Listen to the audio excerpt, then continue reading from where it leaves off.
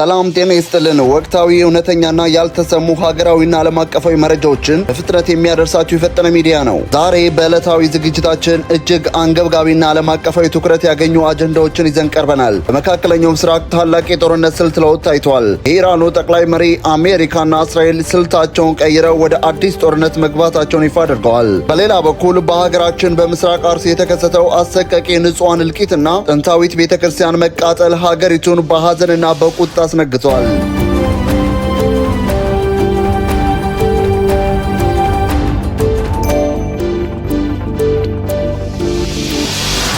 የኢራን ስጋትና አዲሱ የጠላቶቿ ስትራቴጂ ከጦር ሜዳ ወደ ውስጣዊ መከፋፈል። የመካከለኛው ምስራቅ ውጥረት አሁንም በከፍተኛ ፍጥነት እየተቀየረ ነው። በቅርቡ ደግሞ የኢራን ከፍተኛ መሪ የሆኑት አያቶላ አሊ ካሜኔ ለሀገሪቱ ሕዝብና ባለስልጣናት እጅግ ጥብቅ የሆነ ማስጠንቀቂያ አስተላልፈዋል። እንደ ዋናው የኢራን መንግስታዊ ሚዲያ ኢሪናና ዓለም አቀፍ የዜና ተቋማት ዘገባ የሀገሪቱ ጠቅላይ መሪ አሜሪካና እስራኤል በወታደራዊ መስክ የፈለጉትን ማሳካት ስላልቻሉ አሁን ስልታቸውን ቀይረው ወደ ውስጣዊ መከፋፈልና ሳይኮሎጂካል ጦርነት መግባታቸውን በምሬት ተናግረዋል። የኢራኑ መሪ በመልእክታቸው ላይ በግልጽ እንዳስቀመጡት አሜሪካ የሚመራው የምዕራባውያን ጥረትና ታማኝ አጋሯ እስራኤል ጠንካራና ሉዓላዊት ኢራንን ማየት አይፈልጉም። ይሁን እንጂ ባለፉት ወታደራዊ ፍልሚያዎች የገጠማቸው ውርደትና ሽንፈት ስልታቸውን እንዲቀይሩ አስገድደዋቸዋል ብለዋል።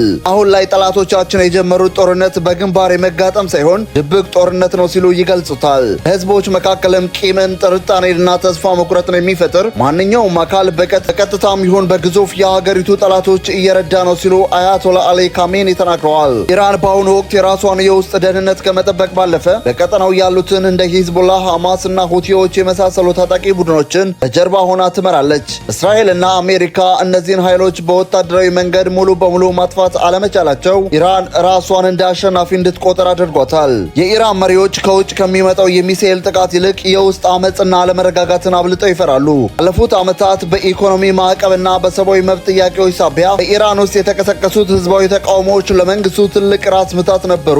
ስለዚህ የካሜኔ መልእክት ህዝቡ በኢኮኖሚ ችግሮች ተስፋ ቆርጦ በድጋሜ ወደ አደባባይ እንዳይወጣና በአንድነት እንዲቆም ለማድረግ የታለመ የቅድመ መከላከያ ጥሪ ነው። የዓለም አቀፉን የጂኦፖለቲካ ውጥረትና የኢራንን ወቅታዊ ስጋት በዚህ መልኩ ከተመለከትን ወደ ውስጥ እንመለስ ደግሞ በሀገራችን የዜጎች በሰላም የመኖር ዋስትና አሁንም ከፍተኛ ጥያቄ ውስጥ ወድቋል። የንጹሃን እልቂት፣ የ101 ዓመት ቤተክርስቲያን መቃጠልና የባለስልጣናት ምላሽ። እንደ ምስራቅ አርሲ ሀገረ ስብከት ይፋዊ መግለጫና ከተለያዩ የአካባቢ ምንጮች የተገኙ መረጃዎች እንደሚያመለክቱት በጥቃቱ ሳቢያ 13 የሃይማኖት ተከታዮች ወዲያውኑ የተገደሉ ሲሆን ከአካባቢው ነዋሪዎች ግን የሟቾች ቁጥር 15 መድረሱንና እስካሁንም አስክሬናቸው ያልተነሳ ሰዎች እንዳሉ በምሬት ይናገራሉ። ጥቃቱ በሰው ህይወት ላይ ብቻ አላበቃም። ከ280 በላይ ምዕመናን ከመኖሪያ ቤታቸው ተፈናቅለው ለከፍተኛ እንግልትና ችግር ተዳርገዋል። እንዲሁም የ101 ዓመት ዕድሜ ያስቆጠረች ጥንታዊት ቤተክርስቲያን ሙሉ በሙሉ ተቃጥላ ወደ አመድነት ተቀይራለች። በተጨማሪም ሰፊ የንብረት ዝርፊያና የቤት መቃጠል ድርጊትም ተፈጽመዋል።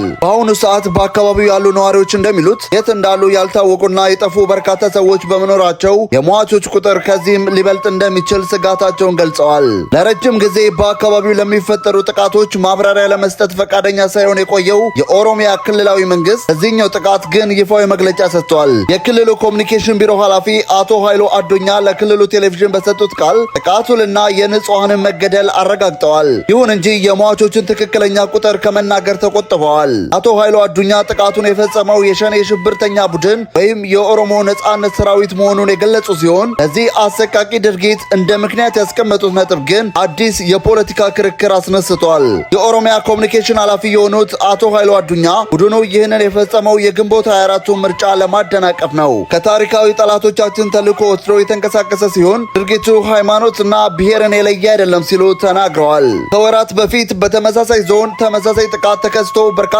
ምዕመናን መገደላቸው ይታወሳል። በወቅቱ የኢትዮጵያ የሃይማኖት ተቋማት ጉባኤ ልዑካን ልኮ ባደረገው ማጣሪያ ግድያው ሃይማኖትና ብሔርን ትኩረት እያደረገ አይደለም የሚል ሪፖርት አውጥቶ ነበር። ይሁን እንጂ ይህ ሪፖርት በወጣ ማግስት የ101 ዓመት ቤተክርስቲያን መቃጠሏና ድጋሚ ምዕመናን ላይ ማነጣጠሩ ከመንግስትና ከጉባኤው ትንታኔ በተቃራኒ በጥቃቱ ጀርባ የብሔርና የሃይማኖት ጥላቻ መኖሩን ያሳያል የሚሉ ወገኖች ድምፅ እየበረታ መጥቷል። መንግስት ጥቃቱን ከግንቦት 24 ምርጫ ማደናቀፍ ጋር ማያያዙ የጸጥታው ችግር ምን ያህል ከሀገራዊ የፖለቲካ አጀንዳዎች ጋር እንደተሳሰረ ያሳያል። ይሁን እንጂ ነዋሪዎች ጥቃቱ በተደጋጋሚና ምርጫ በሌለበት ጊዜም የሚፈጸም በመሆኑ የምርጫው ጉዳይ ብቻ ተደርጎ መወሰዱ የችግሩን ስር የሰደደ ባህሪ ያቃልለዋል የሚል ስጋት አላቸው። በአካባቢው በተደጋጋሚ ጥቃቱ የተፈጸመው ንጹሃን ቢያልቁም እስካሁን ድረስ የድርጊቱ ፈጻሚዎች ለፍርድ ቀርበው በይፋ ሲቀጡ ያልታየ ሲሆን ዜጎችን የመጠበቅ ህገ መንግስታዊ ግዴታቸውን መወጣት ያልቻሉ የአካባቢው የጸጥታና የአስተዳደር አካላትም ተጠያቂ ሲደረጉ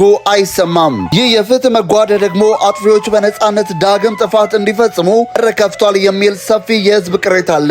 በምስራቅ አርሲ የተከሰተው አሳዛኝ ክስተት በኢትዮጵያ ውስጥ ዜጎች በሰላም የመኖርና የመንቀሳቀስ መብት አሁንም በከፍተኛ አደጋ ላይ መሆኑን ማሳያ ነው። መንግስት ጥቃቱን በሽብርተኝነትና በምርጫ ማደናቀፍ ቢያጠበው በቦታው ያለው እውነታ ግን የንጹሃንን ህይወት መታደግ የሚችል ጠንካራ የጸጥታ መዋቅርና ገለልተኛ ፍትህ አስቸኳይ ፍላጎት መሆኑን ያሳያል። የተከበራችሁ የፈጠነ ሚዲያ ተከታታዮቻችን ዛሬ ይዘንላችሁ የቀረብነው እውነታዎችና ጥልቅ የዜና ትንታኔዎች እነዚህን ይመስሉ ነበር። መረጃዎችን በፍጥነት ለማግኘትና የፈጠነ ሚዲያ ቤተሰብ ለመሆን ቻናላችንን ሰብስክራይብ ማድረጋችሁን እንዳትረሱ። ሰላም ለሀገራችን፣ ሰላም ለዓለማችን።